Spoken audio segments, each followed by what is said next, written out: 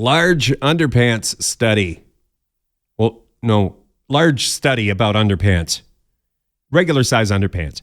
What a weird week. Hi, everybody, it's Weird. This is like crazy being here. Like, Weird. Really weird tales. Bigfoot eats out of my trash. Well, I got a great joke for you today with some wonderful weird stuff. Hi, friends. I'm Scott, and this is What a Weird Week. If you're new here, it's a show where we count down 10 of the weird news stories from this past week, so we get you caught up on all the odd and weird news. You can get all the stories we talk about in more detail and look at pictures and that, get our podcast stuff, our social media. Everything is at shownotes.page. Get our show notes at shownotes.page. This is Season 6, Episode 3, first dropping on January 17th, 2025. Number 10. Number 10 is the Swedish stunt rider who broke a Guinness World Record for going really fast while sitting on his motorcycle handlebars and doing a wheelie, popping a wheelie. So there's a lot to unpack there. You're going really fast, doing 125, almost 126 miles per hour, while on the handlebars of your motorcycle, and you're popping a wheelie. That almost doesn't seem possible. You've got to see the video. I don't know if we'd get a copyright strike there. I better not play. There's music in the background. It's a TikTok. But, I mean, motorcycle. The front wheel is in the air. The stunt rider is on the handlebars. It's almost like he's riding a unicycle, really. It's kind of, that's the physics going on there, I guess. Congratulations, Magnus Carlsen. Number 9. Number 9 is another world record involving the city of West Palm Beach, Florida, and the Cox Science Center and Aquarium. They set out to beat the world record for the most people dressed as a dinosaur in one place. They did it, you guys. They put out the invite, and 468 people in one place dressed as a dinosaur. That's a brand new world record. I'm going to play a clip from the news. This is from WPBF 25. I can't tell if they're being sincere, if they're proud of the dinosaur people or not. History was made tonight in downtown West Palm Beach. And what a history it was. The Cox Science Center and Aquarium, with the help of the city of West Palm, has done the unthinkable, breaking the world record for the most people dressed as dinosaurs. So I'll link to that video in the show notes, or go shownotes.page. It looks to me from the video, most people, if you were wondering, like, what does it take to set that world record? Some were wearing like some sort of plush or pajamas maybe, or, you know, like a dinosaur onesie. But a lot of people are wearing those Halloween costumes where it's the blow-up dinosaur. And you can't see with those things. So it's amazing no one got seriously injured. They avoided serious injury, and they set a world record, most dinosaurs in one place. Well done, West Palm Beach. Next is our number 8 story. If you get winded walking, show of hands. Oh, it's just me. Okay, well, I get winded walking. I can't believe this world record, this Australian person just in the news, the record they set, the strange walking world record. We'll do that one next.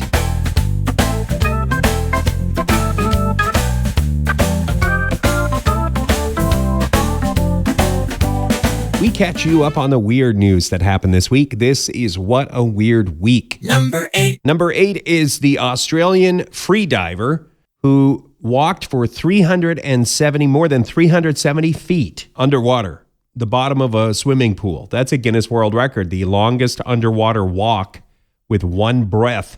Congratulations, Amber Burke, 35 years old. Has been doing it a long time. Please do not attempt this at home in your bathtub, kitchen sink, or perhaps you have a pool and where you live it is nice and warm pool weather. Anyway, do not attempt. This person was an expert. But for reference, the length of a football field is around 360 feet. So Amber walked further than a football field with one breath underwater. And the technique, it's hard to walk underwater. Amber has this technique where she bends at the waist and really leans into it. I guess that's what you got to do if you're going to be an underwater walker. Number 7. Number 7 is kind of startling news. Have you ever looked for a job online, one of those online jobs, you know, on the internet? So anyway, here's the headline. 1 in 5 online job postings are either fake or never filled, like on purpose. That, according to a study, the numbers crunched by an employee hiring service called Greenhouse, it would seem that either 1 in 5 job postings is completely fake, or if it is a real job, the company doesn't really care to fill that position. They've just posted that job. And why, you ask? Because I was like, why? First, I was like, hackers, obviously. And then I was like, oh, AI, obviously. And then I was like, bugs in the system? No, the theory is that companies want to seem like they are hiring and that they are growing, and it's all optics. That's the speculation why companies do this with fake job postings or post a job and then don't bother filling it. They're just more concerned that it seems like, they're a growing company. There are a few other theories in the comments. I'll put a link in the show notes or go shownotes.page. Next, we've got a legit job that is not a fake posting, and you could have it, but it's a nut job. So I don't know how you feel about that, but legit is a nut job.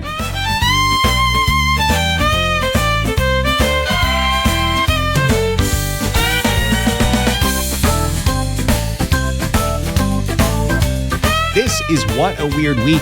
We catch you up on the weird and odd stuff from this week's news. Number 6. Number 6 is the nut job we talked about. It's Planters offering a job, $45,000 a year, health benefits, travel expenses, 401k. You drive the Nutmobile around the United States of America. The article says if you didn't get the Wienermobile job, maybe this could be your sweet redemption. You got until February 14th to apply. Some people in the comments are like, $45,000 American? No way. That's not enough. To me, the prestige of driving a giant nut around. 26-foot long peanut. You get to see the United States of America from behind the wheel of a giant rolling nut. It's a 1-year job. Starts in June. And I can't find anywhere, I'm in Canada, right? I can't find anywhere that it says you can't be outside the United States. But it does say you have to be able to work in the United States. You have to be legally allowed to work in the USA.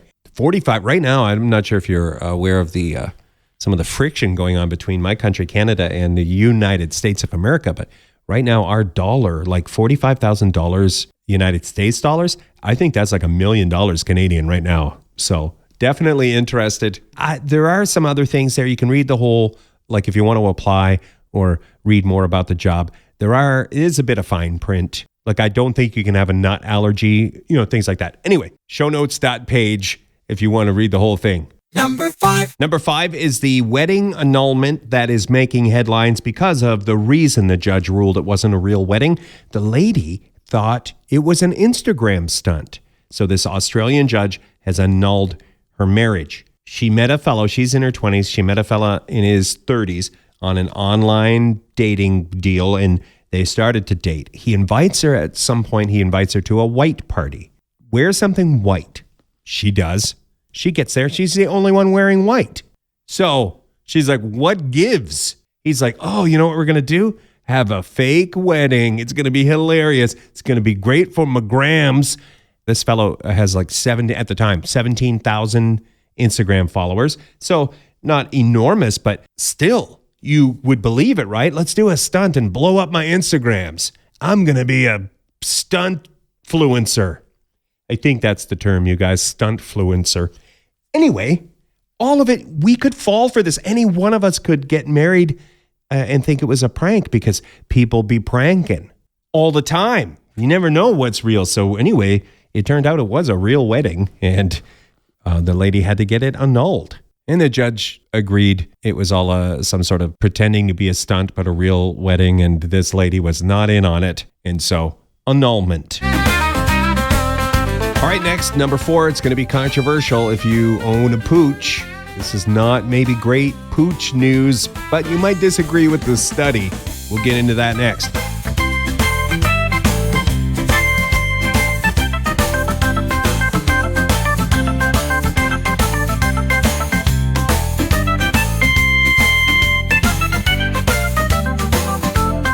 From weird news to odd news, this is What a Weird Week. Number 4. Number 4, the controversial story about kissing your dog. Please don't at me. I do not have a dog. I have asthma. So the headline from the study finds folks, your Pooch's smooches could make you quite sick. According to the study that they write up at Study Finds, and we'll link to this in the show notes or click shownotes.page, dogs, even when dogs appear perfectly healthy, many dogs could be carrying antibiotic-resistant salmonella. And so kissing your dog, that might be symbolically sharing affection and practically sharing salmonella. I don't know what the answer is. I don't have a dog, but shake a paw? Maybe just settle for shake a paw? I'm going to stop there on this one. This is not a great news story, but might be some helpful information. And you can get more if you click the show notes. Number 3. All right, number 3. Do we need a trigger warning? It's about underpants. No, we don't. We're good, eh? All right. Kids, earmuffs. It's underpants. A study commissioned by Hanes seems to indicate that certain generations lean into emergency underpants quite a bit. 60% of Gen Zs and almost 60% of millennials have an emergency pair of underpants handy, just in case. And if you want to know if you're normal underpants-wise, on average, according to this study, people keep their underpants for 3 years. If you have underpants in your rotation older than 3 years, well, that's not average. I'll just put it that way. Also, your average American maintains 4, count them, 1, 2, 3, 4 good pairs of underwear. That's the rotation. 4 good ones, and then the desperation ones, I guess. Interesting study, and we link to it in the show notes or click shownotes.page. Next, the controversy that was making headlines, Belgium versus Sweden, and should I eat my Christmas tree?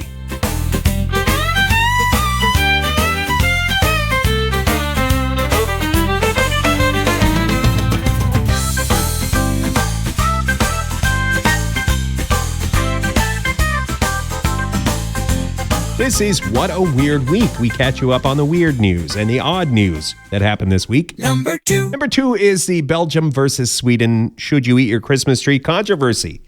One day after Belgium officials gave a statement saying don't eat your Christmas tree, Sweden came out and kind of said, no, eat your Christmas tree.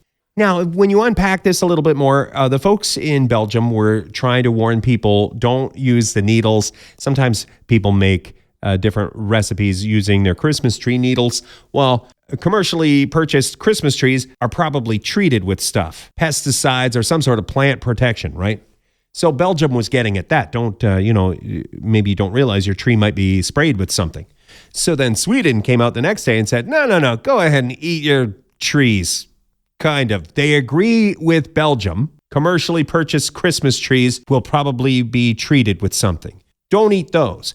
But continue, because I guess it's a custom in Sweden. I'm not sure what our metrics are. If you're tuned in Sweden, please do reach out and let me know about the eating of the tree needles. Because it's a custom, Sweden kind of wanted to defend that, but you're supposed to do it when the trees are young, between May and June. It's when you harvest the needles. So that was kind of interesting. Little Christmas tree, eat your Christmas tree controversy. Didn't get too heated. I think Belgium and Sweden still friends. That's nice. Honorable mention. This week, our honorable mention goes to the Charlottetown Meteorite. This is East Coast Canada, Prince Edward Island, where a fellow named Joe went out to walk his dog. When he got back, his front path had all this debris. To me, it looks like if you took a package of sidewalk chalk and just smashed it. But Joe was like, what the heck is going on? And there was a little indentation in his front walk. So he goes to the security camera. It's a meteorite. He scoops up some of the stuff, sends it away. So it happened in the summer, but now it's official that it's a meteorite and it got its own official name, the Charlottetown Meteorite, named after Charlottetown, Prince Edward Island, Canada, North America, planet Earth. First of all, Joe was like, I was on that walk not that long ago. That thing could have hit me or something. So that's kind of scary. But then the other thing is, they think Joe is the first person to ever capture a recording of what it sounds like when a meteorite hits planet Earth. This is what it sounds like. Yeah, so it sounds like, something hitting the ground. But still, actually, it sounds like somebody just got fed up with a bunch of Legos and threw them out the window. We'll link to the thing if you want to watch the video of the meteorite hitting Joe's front walk. Click shownotes.page. All right, next is our number one story of the week involving monkeys and bears.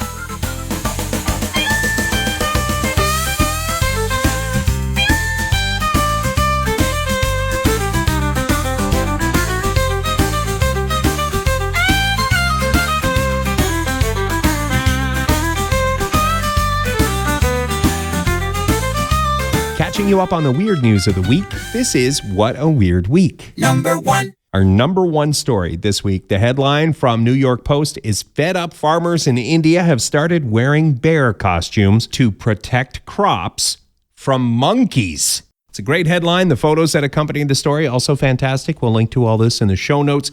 The bear costume is, well, it's more like a brown fur jumpsuit with a mask that seems like, are you familiar with the movie Donnie Darko? It seems like they're working in the same genre as the Donnie Darko bunny mask. It's creepy. Let's say super creepy. So you got these hardworking farmers working the land, right? And then the lousy stinking crop thieving monkeys that come in and get into the sugarcane and the mustard crops and the other crops. So the villagers all pooled their money. They got a bear costume, and now the farmers take turns going on patrol dressed as a bear. It's got to be hot. It's a fur suit. It's a fur jumpsuit. It's got to be hot in there. I have so many questions. Did the villagers also chip in for some Febreze? Because that thing is not going to smell great after a few, maybe it's machine washable. I don't know. I don't want to make light of this. It is not easy being a farmer, working the land. And then monkeys, they're cheeky.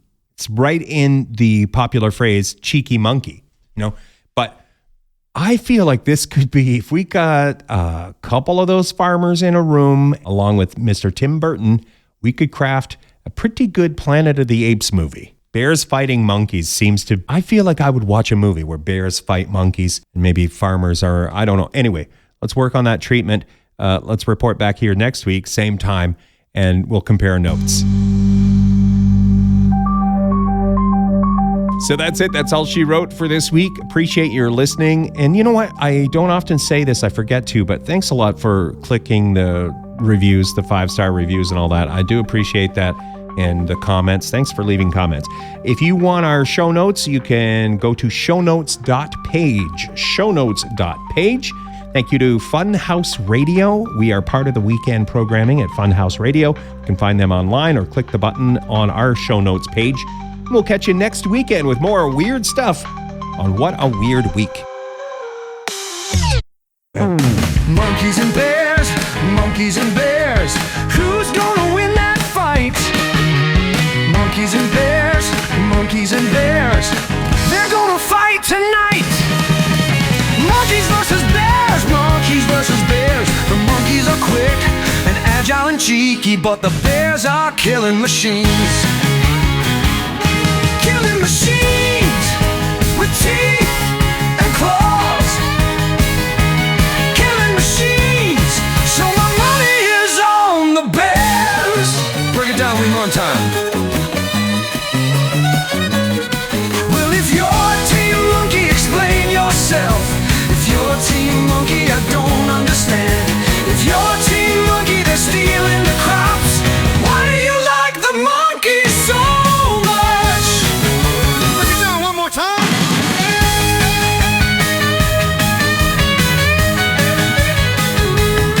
When it's a fight to the finish between monkeys and bears.